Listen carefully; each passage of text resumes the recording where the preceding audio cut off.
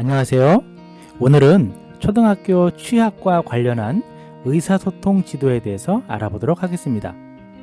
학교 생활뿐 아니라 모든 일상생활 속에서 필요한 것이 바로 의사소통입니다. 초등학교 생활을 시작하면 관계가 확장되는 만큼 더 다양한 의사소통이 필요하게 됩니다. 의사소통과 관련해서 많은 부모님들께서는 자녀가 말을 제대로 하지 않아서 고민을 하시는데요. 사실 말하기에 앞서 듣기 훈련이 더 필요할 수 있습니다. 학교에서는 이를 지시 따르기라고 이야기하는데요. 수업 종소리를 확인하고 선생님의 지시에 따라 이동을 하고 활동에 참여하고 또 등하교 시에는 자동차 경적 소리처럼 주변의 경고음을 확인하고 몸을 피하려면 주변의 다양한 소리를 변별하고 적절히 반응해야 하기 때문입니다. 실제 언어 발달도 듣고 말하고 읽고 쓰는 순서대로 복잡하게 발달되는데요. 아직 듣는 것이 충분히 훈련되지 않은 아동에게 말하는 것만을 요구한다면 그 자체로 스트레스가 될 수 있고, 이러한 경험이 누적되면 의사소통을 하지 않으려고 할 수도 있습니다. 따라서 의사소통 지도에서는 말하기 지도에 앞서 주의 깊게 듣는 훈련을 먼저 시킬 필요가 있습니다. 한 어머님은 재활용 분리수거 과정에서 깡통이 재활용통에 떨어지는 울림소리에 관심을 보이는 자녀분에게 소리로 재활용품 분리 교육을 시키신 경우도 있는데요. 일상생활 중에 이 듣기 활동은 생각보다 훨씬 중요하게 작용을 합니다. 듣기 활동의 경우 가정에서는 간단한 지시 따르기부터 시작하시는 것이 좋은데요. 학교 상황에서 필요한 지시들을 쉬운 것부터 실시하는 것입니다. 예를 들어 앉으세요, 일어나세요, 이쪽으로 오세요, 필통을 꺼내세요, 공책을 가방에 넣으세요 와 같은 간단한 지시들을 듣고 따를 수 있도록 지도하는 것이 필요합니다. 이때 아동의 수준에 따라 다르겠지만 지시를 한 번에 한 가지씩 나누어 하시는 것이 좋습니다.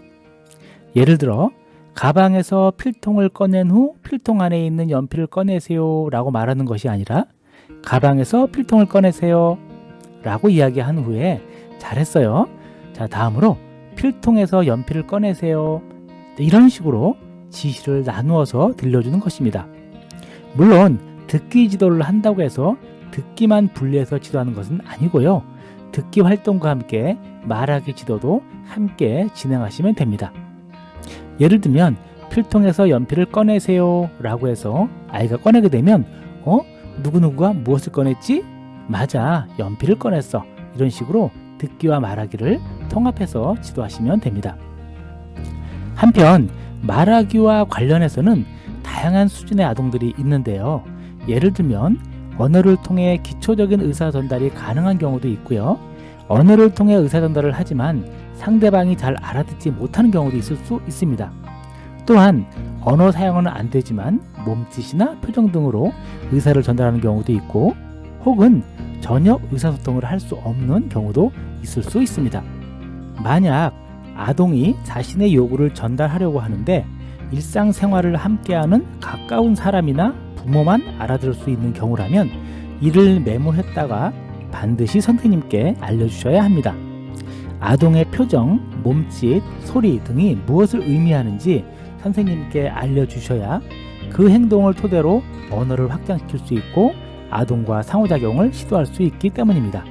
제가 가르쳤던 한 아동은 눈을 마주치지 않고 또 사물을 향해 고개를 돌리지도 않은 상황에서 손을 짧게 흔들었다가 멈추는 행동을 했는데요. 저는 그것이 무엇을 의미하는지 전혀 눈치채지 못했습니다. 아동이 의사소통을 하기 위해서 그러한 행동을 하고 있다는 것을 전혀 알지 못했는데요. 나중에 부모님과의 상담을 통해서 그 행동이 아동이 무언가를 원할 때 그것을 가리키는 행동이라고 하는 것을 알게 되었습니다. 따라서 아주 사소한 동작이나 행동이라도 의사소통을 위해 사용하는 것이 있다면 꼭 담임선생님께 알려주셔야 합니다. 끝으로 언어 사용을 하지 않는 아동의 경우에는 자신의 의사를 전달할 수 있도록 보완 대체 의사소통을 지도할 필요가 있습니다. 보완 대체 의사소통 지도라고 하는 용어는 두 가지 개념이 합쳐져 있는 경우인데요. 먼저 보완 의사소통이라고 하는 것은 아동이 의사소통을 하지만 언어적 의사소통을 하지만 그것이 불완전할 때 이를 보조하기 위한 방법을 같이 사용하는 것을 보완 의사소통이라고 이야기를 합니다. 반면 대체 의사소통은 아동이 언어를 전혀 사용할 수 없는 경우에 의사소통을 할 수 있는 대체 방법을 제공하는 것을 의미합니다. 여기에는 그림 카드라든지 사진, 글자 혹은 수화 이런 것들이 포함될 수 있습니다. 많은 부모님들께서 아동이 대체 의사소통을 사용하게 되면 앞으로 말을 하지 않게 되지 않을까라는 걱정을 하시는데요. 이것은 사실과 다릅니다. 어떤 방법이든 아동이 상대방과 소통할 수 있는 기회를 만들어 주어야 의사소통의 욕구가 생기고 또 의사소통의 욕구가 강해질수록 언어 지도도 가능해지기 때문입니다. 만약 정확한 말을 할 것을 요구하면서 시간을 보내게 되면 의사소통 자체에 대한 흥미와 동기를 잃게 되고 아예 의사소통 자체를 시도하지 않게 되는 경우가 많습니다. 따라서 간단한 요구, 예를 들면 주세요, 싫어요, 화장실 가고 싶어요 등의 기초적인 요구를 표현할 수 있도록 대체 의사소통을 지도하시는 것이 필요하다고 말씀드릴 수 있습니다. 더불어 이러한 대체 의사소통의 경우에는 선생님뿐만 아니라 같은 또래의 아이들도 그림 혹은 사진을 통해서 아이가 무엇을 원하는지 명확히 알 수 있기 때문에 조금 더 상호작용을 촉진하는 좋은 방법이라고 할 수 있습니다. 참고로 의사소통 지도 시에는 요구하기뿐만 아니라 거절하기와 같이 자신의 생각과 감정을 표현할 수 있는 간단한 기술을 알려주시는 것도 중요합니다. 자세한 의사소통 지도 방법에 대해서는 교육과 관련한 시리즈 영상에서 좀 더 깊이 있게 다룰 예정입니다. 오늘은 초등학교 입학 전 의사소통 지도에 대해서 말씀드렸습니다. 좋아요와 구독을 눌러주시면 좀 더 많은 분들에게 영상이 노출될 수 있다고 하니 많은 관심을 부탁드립니다. 감사합니다.